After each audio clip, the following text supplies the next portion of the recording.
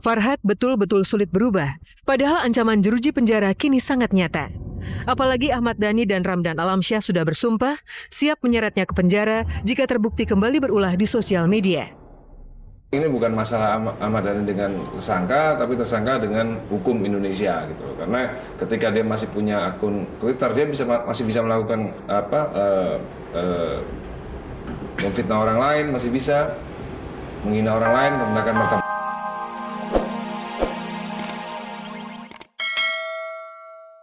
Bentar lagi, Pak. Aduh, pengen tiduran.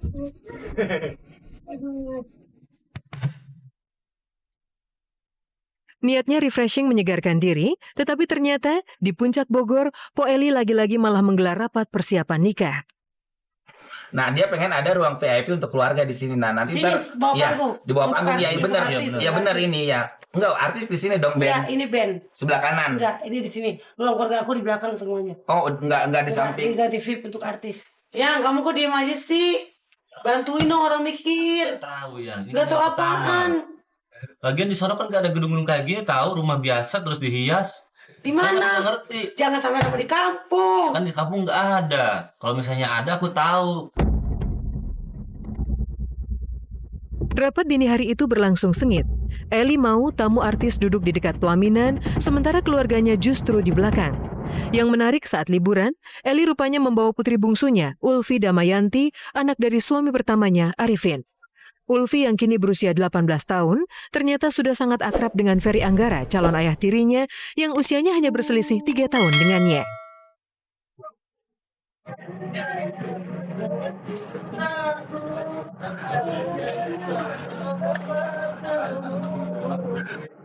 Kan selalu sedang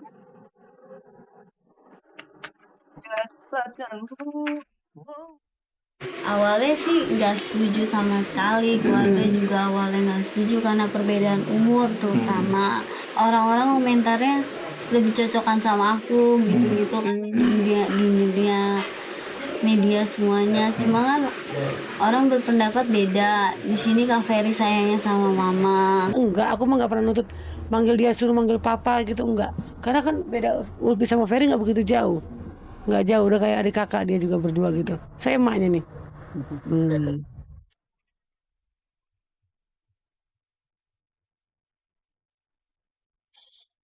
Ulfi mengaku keluarga besar sempat tidak merestui Po Eli menikah lagi keempat kalinya, apalagi dengan Ferry, pemuda berondong yang sebaya putra sulungnya. Tetapi kegigihan Eli Sugigi membuat keluarga menyerah. Eli pun bahagia dan lihat saja bagaimana bersama Ferry dan Ulfi ia menikmati momen harmonis sebagai keluarga kecil ini. Pemirsa, sekarang saat kita berenang, kita bermain air di sini karena pemandangannya indah sekali. Ya.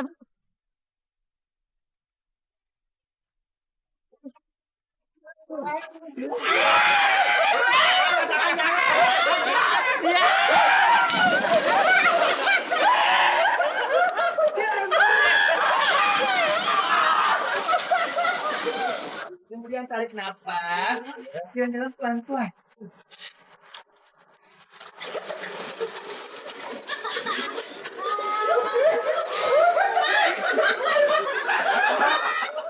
Didi, sang penata pernikahan Eli dan Ferry, terus-menerus menjadi korban kejahilan Eli dan Ferry. Suasana kolam renang betul-betul menyenangkan, membingkai potret bahagia keluarga kecil Eli di tengah stres tinggi jelang pernikahan. Ya, lomba renang. Kalau menang, hadiahnya aku, dapetin aku ya.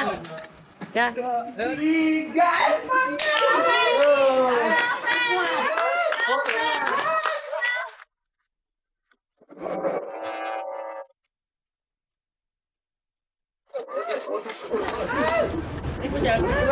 Tadi kenapa? Ada aja sih orang renang dia pakai lari. Dia kenapa nih calon bapaknya, Bi? Ya, yang.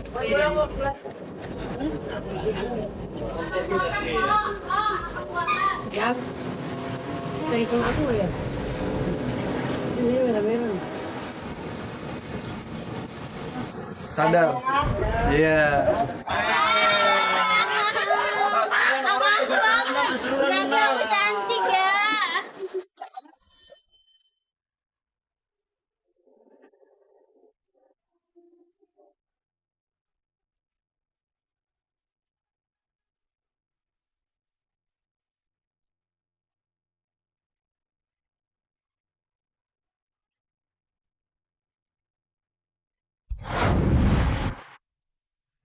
Ali dan Ferry saling mencintai dengan cara yang berbeda.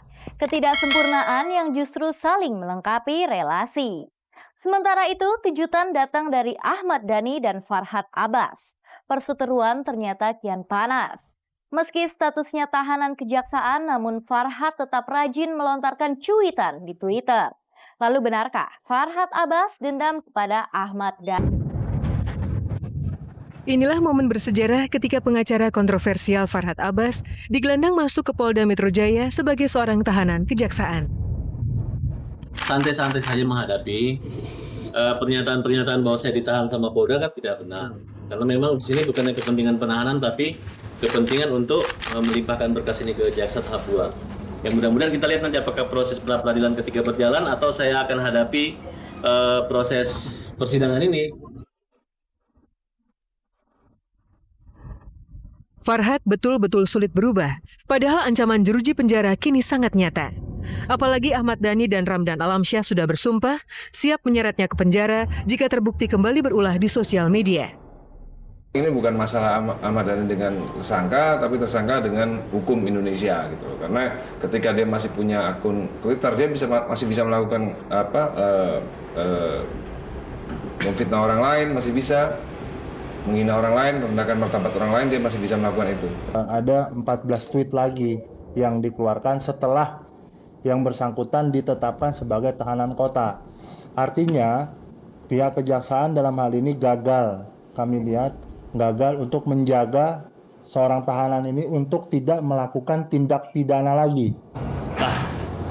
Menurut saya kan ini kan proses. Kalau dia merasa dihina, laporkan aja lagi saya kan. Ini kan bukan persoalan ini kan hanya masalah sakit hati saja.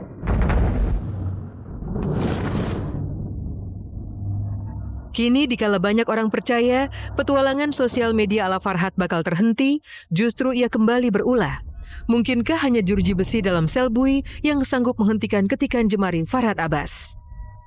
Ini kan bukan teroris atau pembunuhan atau narkoba.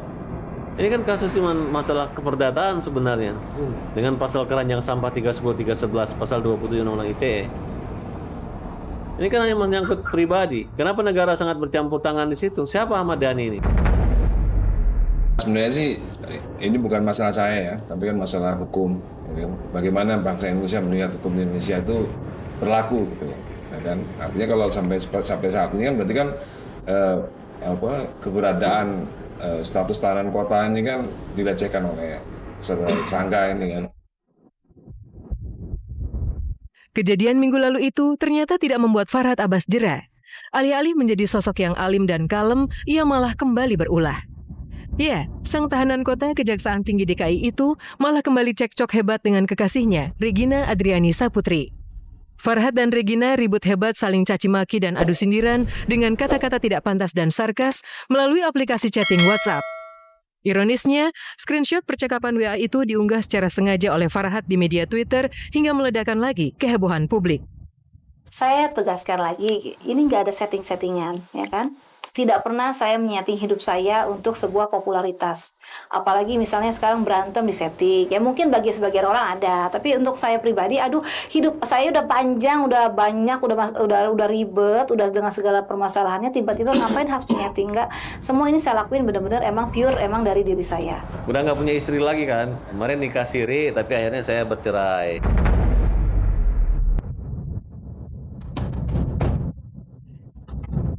Disinilah sebuah fakta terungkap. Farhad dan Regina ternyata hanya menikah siri yang diyakini digelar di Kota Bogor pada tahun 2014 silam. Ironisnya, ketika Regina terus bersikukuh Farhad masih suaminya, sang pengacara justru merasa sudah lama menceraikannya. Kalau ada yang mau naksir silahkan aja, nggak ada masalah. Karena kami cuma nikah siri, ya kan? Jadi menurut saya biarkan aja. Saya nggak tahu keberadaan dia, masalah dia datang pergi dengan laki-laki. Misalnya dengan pengacaranya untuk memanas-manasi saya, itu nggak ada kaitannya dengan saya lagi. Baik, masih komunikasi gitu, masih komunikasi. Cuma kan ya mungkin nggak perlu dipublikasikan kali, ya kan? Yang penting komunikasi tetap lancar.